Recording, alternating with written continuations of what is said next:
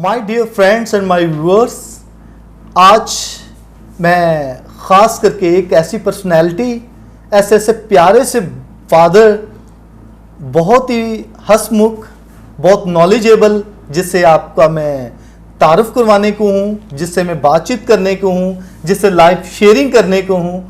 तो my dear friends, उनकी अगर मैं तारीफ़ जितनी भी की जाए वो कम है। जब मैंने उनसे टाइम मांगा कि मैं आपका इंटरव्यू करना चाहता हूँ, तो बड़ा मुस्कुरा के बोले, कहें कि मैक्स भाई आ जाएं, आपको ज़रूर देंगे टाइम। तो मैं ये समझता हूँ कि बहुत उनकी खुशकिस्मती है, और मेरे लिए भी बहुत खुशकिस्मती की बात है कि मैं फ्रांसिस्कन ब्रदर्स से अपने इंटरव्यू का आगाज़ कर रहा हूँ। और मैंने जिस तरीके से मैंने बताया, वो फादर जो एरिक रसानी जो हैं, 13 साल उसे फादर बने हुए हो गए हैं। किस तरीके से वो रिलीजियस पॉइंट ऑफ व्यू से टीच कर रहे हैं सिस्टर्स को और ब्रदर्स को। और आज जो है फ्रायरी में, कराची फ्रायरी में वो इंचार्ज हैं। तो मैं आज उनको वेलकम करता हूं, फादर एरिक रसानी को। Welcome our channel.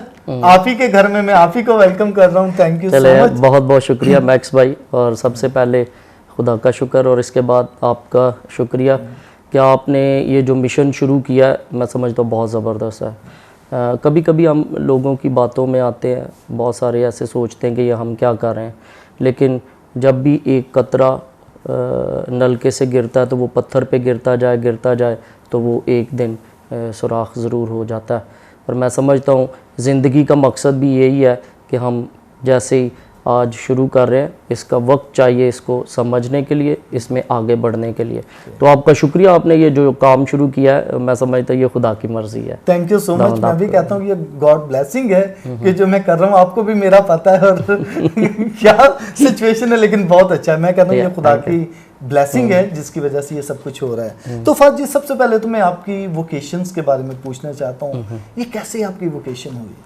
सबसे पहले मैं समझता हूँ वोकेशन जो है ये बुलावा है, खुदा का बुलावा है ना, किसी और का नहीं है। जैसे अभी आप भी हमें बुलाएं तो ये बुलावा नहीं हो सकता, ये वोकेशन नहीं हो सकती। वोकेशन उस वक्त होगी जब हमारी ज़िंदगी में खुदा है। और खुदा जो है, जैसे पुराने अहदनामे में नबियों को बुलाता है, और फिर नए अहदनामे में यीशु मसीह अपने शागिर्दों को बुलाते हैं, और इसी तरह खुदा जो आज के दौर में पाकरू की बदौलत अपने लोगों को बुलाता है।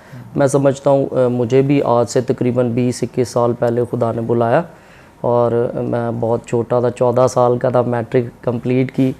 मुझे खुद भी समझ नहीं थी मैं क्या करूँ, लेकिन यह है कि खुदा का बुलावा था। मेरी 5 बहनें और 2 भाई हैं, और वालिदैन चाहते थे कि बहन में से कोई सिस्टर बने, लेकिन खुदा की जो मर्ज़ी है, जो मैं पहले कह रहा हूँ, तो वो बचपन से एक शौक़ दिल में और दिमाग में रहा।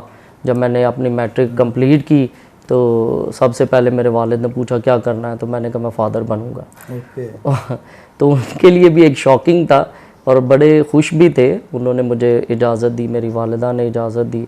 तो जब मैं सेमिनरी में गया तो मैं बहुत छोटा था, तो मुझे नहीं कबूल किया। जी, मैं थोड़ी सी आपकी बात मुझे याद है, उस वक्त मैं दारुल में था जी। आपके अब्बू और आप आए थे जी वहाँ पर दारुल में, हाँ जी, कि फ्रांसिस्कन लाइफ जो फॉर्मेशन हाउस है, तो आपके अब्बू कह रहे थे कि इनको फादर बनना है। तो फादर सलीम से मुलाकात, तो मुझे याद है कि बहुत ही आप छोटे से थे अभी भी लेकिन एक ये भी मैं कहता हूँ गॉड ब्लेसिंग है कि सब कुछ हुआ। दूसरा, फ्रांसिस्कन लाइफ में आना, ठीक है, प्रीस्ट बनना, लेकिन फ्रांसिस्कन लाइफ में आना, ये क्या एक जर्नी थी आपकी कि आपने सिलेक्ट किया फ्रांसिस्कन में जाना? देखिए, मैं लासाल स्कूल में पढ़ा हूँ, और ब्रदर डैनस, ब्रदर क्रिस्टी थे, इन्होंने मुझे हमेशा मोटिवेट किया, और वो चाहते थे कि मैं लासाल ब्रदर्स में बनूँ, जाऊँ, लेकिन खुदा की मर्ज़ी नहीं थी शायद। तो फिर डोमिनिकन पैरिश से हूँ, और डोमिनिकन बहुत सारे father gym Nuttall, father Zafar Iqbal OP और मरहूम, और ये इन्होंने, फादर ताया, इन्होंने मेरी ज़िंदगी को बहुत ज़्यादा नशोनुमा रूहानी तौर पे की। लेकिन दिल नहीं था वहाँ पे, क्योंकि मेरा जो दिल था वो ये था कि सादगी हो, कम्युनिटी लाइफ हो, मिलजुल के रहना, ये और ज़िंदगी गुजारना, ये था। तो मैं जब फ्रांसिस्कन्स दारुल में गया, तो उधर जाते ही मैंने मुकद्दस फ्रांसिस की किताब आईना पढ़ी, उधर से मैं बहुत मुतासिर हुआ, और फिर मैंने कहा यही मेरी ज़िंदगी है। तो आज मुझे तकरीबन 20वां साल है इस जमात में, फ्रांसिस्कन में, और मैं बहुत खुश हूँ, खुदा का शुक्र है। तो आपने कैसे सोचा कि आप एक प्रीस्ट ही बने? फ्रांसिस्कन में ब्रदर्स भी होते हैं, लेकिन एक आपने सिलेक्ट किया एक प्रीस्ट बनना है और खुदा की खिदमत करना है। सबसे पहली बात कि यसू मसीह हमेशा सलीब से मुझे अट्रैक्ट करते थे। और जब मैंने फ्रांसिस की लाइफ पढ़ी कि जहाँ मेरा घर तामीर कर, जो सलीब से यसू मसीह फरमाते हैं, तो मेरे लिए ये सवाल बहुत अहमियत रखता था। इसी सवाल पे मैं ध्यान व ज्ञान करता रहा और मुक़द्दस फ्रांसिस की वो बात मेरे जहन में हमेशा रही और मैं भी चाहता था। तो यसू मसीह जो सलीब के ऊपर है वो अलतार के ऊपर भी है। तो मेरे दिल में ये ख्वाहिश हुई कि मैं क्यों ना यसू मसीह को लोगों तक लेके जाऊं। और यहाँ से मैं चर्च में जब भी जाता था, मैं फादर्स को पाकमास करते हुए देखता, यूखरिस्ट सेलिब्रेट करते देखता, तो मेरा भी दिल करता कि मैं भी काहिन बनूं और मैं ज़रूर यसू मसीह के पाक बदन और खून को लोगों तक लेके जाऊं। तो ये मेरी ख्वाहिश थी। ठीक है। आपकी रिस्पॉन्सिबिलिटी फ्रायरी में अभी क्या है? हाल ही में तकरीबन 1 साल हो गया अभी तो फ्रांसिस्कन फ्रायरी में मैं फॉर्मेशन हाउस में हूँ। ये वो फॉर्मेशन हाउस है जहाँ पे चंद साल बाद जो ब्रदर्स हैं वो काहिन बन जाते हैं। अपने प्रोफेशन जो ब्रदर्स हैं वो फ्रायर्स जो हैं वो अपनी मिनिस्ट्रीज़ को चूज़ करते हैं और वो उसमें शामिल हो जाते हैं। तो ये लास्ट स्टेज कह सकते हैं यहाँ पे हूँ और मैं खुदा के पाक रूह से उनकी रहनुमाई करता हूँ कि ताकि वो अपनी इस बुलाहट को पहचानते हुए अच्छे काहिन बने, अच्छे फ्रांसिस्कन बने और अच्छे फ्रायर्स, छोटे भाई बने और अच्छे भाई भी बने, एक दूसरे के साथ मिलजुल कर काम करें। तो जब आप प्रीस्ट बने तो सबसे पहली अपॉइंटमेंट आपकी कहाँ हुई? कौन सी पैरिश आपको मिली? जब मैं काहिन बना तो मेरी अपॉइंटमेंट जाम के चीमा पैरिश, फादर विक्टर सवेरा पैरिश भी सब मेरे क्लासमेट हैं वो। और वो वहाँ पे मैं अपॉइंट हुआ और तकरीबन 1.5 साल मैंने वहाँ पे काम किया और उसके बाद मुझे जमात ने कहा कि आप स्टडी के लिए जाएं। तो क्योंकि यहाँ पे हमारा एक बताना चाहूँगा मैक्स भाई कि हमारे पास फ्रांसिस्कन रिलीजियस कोर्स है जिसमें हम फ्रांसिस्कन स्पिरिचुअलिटी को बयान कर रहे हैं और इसके साथ साथ फ़िलासफ़ी को, क्योंकि थियोलॉजी पढ़ने से पहले फ़िलासफ़ी पढ़ना लाजमी है। Philosophy is the natural theology actually, कि खुदा का नज़रिया, खुदा के बारे में समझना या उस नज़रिए को समझना, ये फ़िलासफ़ी की बदौलत आता है। तो हमारे पास यहाँ पे इंस्टीट्यूट है, यहाँ पे फ़िलासफ़ी पढ़ाई जाती है क्योंकि डायसिस डोमिनिकन अदर रिलीजियस जो कॉन्ग्रीगेशन है वो लाहौर में पढ़ते हैं, यूहन्नाबाद में, लेकिन फ्रांसिस्कन्स जो हैं वो यहाँ पे फ़िलासफ़ी पढ़ते हैं। तो जमात ने ये फ़ैसला किया कि मुझे फ़िलासफ़ी के लिए स्टडी के लिए भेजा जाए और मैं 2009 में रोम गया, वहाँ से पढ़ के फ़िलासफ़ी आया और गाहे बगाहे मैं अपने घर की, अपने इस इंस्टीट्यूट की खिदमत करता रहा। आपको अपनी ये फ्रांसिस्कन लाइफ में जब हैं आप, तो कौन सी ऐसी ख़ास आपने एक्सपीरियंस किया या कौन सी ऐसी अच्छी बात आपको अट्रैक्ट करती है? फ्रांसिस्कन लाइफ में एक जो ख़ानदानी ज़िंदगी है ये मुझे हमेशा से अट्रैक्ट करती रही है। मिलजुल के दुआ करना, मिलजुल के खाना खाना और बातचीत करना, ये एक ड्रीम है आम लोग। ख़ानदानी तौर पे भी माँ बाप भी हैं, बच्चे भी हैं, अपने अपने कामों में मशगूल हैं, तो वो भी जब इकट्ठे मिल के खाते हैं, एक ही चंगेर में से रोटी खाते हैं, तो ये पैगाम यसू मसीह भी अलतार के ऊपर से हमें देता है ताकि हम सब भी मिल के यसू मसीह के साथ मिल के अपनी ज़िंदगी एक दूसरे के साथ बांटें। तो मैं समझता हूँ ये एक बहुत खूबसूरत बात है कि फ्रांसिस्कन जो हैं वो कम्युनिटी लाइफ को तरजीह देते हैं, एक दूसरे के साथ मिल के। और ये मैं समझता हूँ आज के दौर में बहुत बड़ा चैलेंज है हम सब के लिए कि हम किस तरह एक दूसरे से फ़र्क होते हुए, हाँ, मुख्तलिफ़ जगहों से आते हैं, मुख्तलिफ़ घरानों से आते हैं, मुख्तलिफ़ रूहानियत में आते हैं और फ़र्क माइंडसेट्स हैं, लेकिन फिर भी एक जगह पे इकट्ठे रहना it's a blessing of God, I would say. फाजी एक चीज़ और, आजकल मैंने बहुत सारे सिस्टरों से, बहुत सारे फादर्स से, हाँ, ब्रदर्स से और बहुत सारे यूथ से भी मैंने आपके बारे में बहुत सुना। बहुत अच्छा मैसेज देते हैं, बहुत अच्छे, उसमें बड़ी एक नेचुरल चीज़ होती। तो क्या ऐसी चीज़ है जिसकी वजह से बड़ा आपकी तारीफ होती है? सिस्टरों ने भी मेरे साथ बात की और बहुत सारे फादर्स ने भी और इवन के यूथ ने भी। बहुत अच्छी बात, ये अच्छा सवाल है। मैं हमेशा से यूहन्ना की इंजील में यीशु मसीह कहते हैं राह, हक और ज़िंदगी मैं हूँ। फिर वो फरमाते हैं कि क़यामत और ज़िंदगी मैं हूँ। और मैक्स भाई मैं समझता हूँ जब भी ज़िंदगी की बातें की जाए ना तो मैं समझता हूँ वो अच्छी लगती है, हर किसी को अच्छी लगती हैं। क्योंकि पतरस ने भी यीशु मसीह से कहा कि ए खुदावंद हम किसके पास जाए, ज़िंदगी की बातें तो तेरे ही पास है। तो मैं समझता हूँ आज के दौर में जो मैं समझता हूँ लोगों को अच्छा भी लगता है वो है कॉन्टेक्चुअल थियोलॉजी है, कॉन्टेक्स्ट में बात करना। हम अगर ये चीज़ मैं फिर कहूँगा मुक़द्दस फ्रांसिस से और खुदावंद यीशु मसीह से मैंने सीखा है कि आप चरवाहों के पास बैठे हैं तो उनके पास आप इल्मो फ़हम की बात या डॉक्टर्स की बात नहीं करेंगे, मेडिकल की बात नहीं करेंगे। जब आप चरवाहों के पास बैठे हैं तो भेड़ बकरियों की बात करेंगे, और जब आप इंजीनियर्स के पास बैठे हैं तो उनके पास आप फसलों की बातें नहीं करेंगे। तो ये एक बहुत खूबसूरत बात है और समझने की बात है।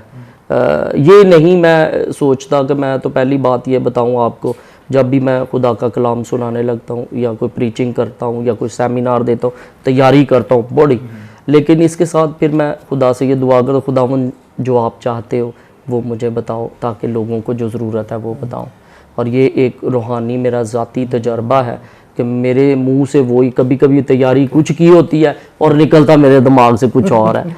तो ये एक रूहानी यस, तो वो अकॉर्डिंग टू द सिचुएशंस जो है वो डेवलप हो जाता है। और मैं समझता हूँ नीड ऑफ द टाइम है, जो सेंट फ्रांसिस भी हमें कहता है according to the science of the time preaching करने, दैट्स व्हाट। तो फौजी ये फ्रायरी में जो आपकी रिस्पॉन्सिबिलिटी है जो आजकल आप कर रहे हैं, तो आप क्या न्यू चीज़ ऐसी ऐड करना चाहते हैं ये भी होनी चाहिए फ्रायरी में?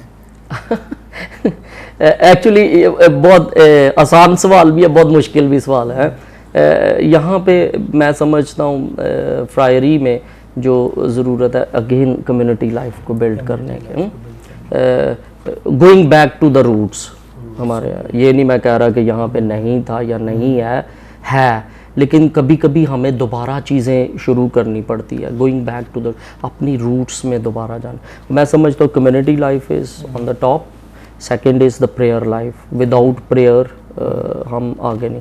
फ्रायरी में मैंने टाइम टेबल में प्रेयर का टाइम बढ़ा दिया और ये मैंने खुद मेडिटेशन खामोशी में दुआ के लिए कहा। फिर हम चर्च के जो रबानी औराद हैं वो हम पढ़ते हैं, इसके साथ साथ बाइबल शेयरिंग है, यूखरिस्ट के सामने बैठना खामोशी में, ये हमारी फ्रांसिस्कन लाइफ है।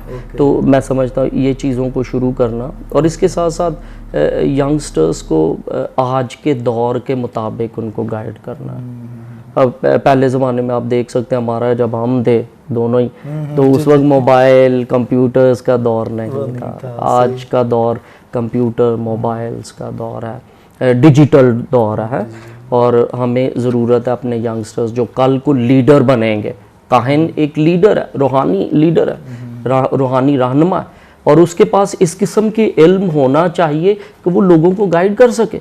तो मेरी ये ज़ाती तौर पे ख्वाहिश है कि मैं थोड़ा सा मास कम्युनिकेशन में स्टूडेंट्स को आगे बढ़ाने के लिए करना है, क्योंकि मास कम्युनिकेशन आजकल बहुत ज़्यादा इम्पोर्टेंट है फॉर एवरीवन, चाहे वो रिलीजियस हो या कोई भी हो, तो ये बहुत है। तो फाजी एक पर्सनल क्वेश्चन है जी। पर्सनल क्वेश्चन ये कि you are so young smart तो कभी ऐसा ख्याल हुआ कि आप शादी कर लेते या इस लाइफ में क्या आप समझते हैं कि वो लाइफ या ये लाइफ दोनों में क्या आप समझते हैं इट्स ओके, या कभी ख्याल आता है कि यार शादी करता तो ये ज़्यादा अच्छा होता था, ये क्या?